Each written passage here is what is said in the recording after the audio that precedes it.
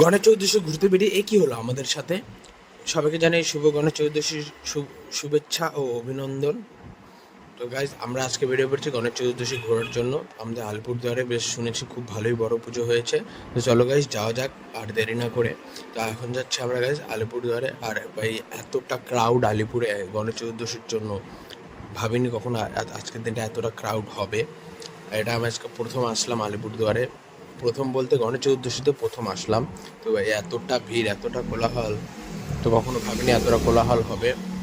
তো গাইজ শুনেছিলাম যে পুজো ভালো হয়, বাট এত সুন্দর প্যান্ডেল, খুব সুন্দর লাগছে প্যান্ডেলটা দেখে গাইজ, একদম দেখার মতো। তো চলো ভিতরে যাওয়া যাক, এবার ইন্টেরিয়রটা দেখে নেওয়া যাক।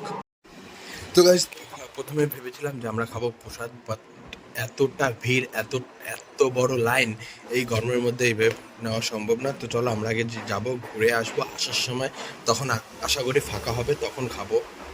তো চলো গাইজ যাওয়া যাক। আর এত সুন্দর প্যান্ডেলে এবার আমাদের আলিপুরদুয়ারে সত্যি মনে হচ্ছে যেন দুর্গা পুজো। এত সুন্দর লাইটিং, এত সুন্দর প্যান্ডেল।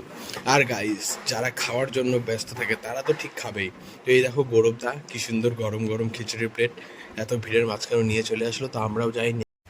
তো চলো গাইস আমরা গরম গরম খিচুড়ি নিয়ে নিই। আর সত্যি বলছি গাইস এত সুন্দর খিচুড়িটা না, বাট এত গরম খিচুড়ি খেতে খেতে দেখতেই পারছো অবস্থা খুব খারাপ। তো চলো আমরা যেয়ে এখন বাড়ি, আর তোমরা চ্যানেলটাকে করে দাও সাবস্ক্রাইব। বাই।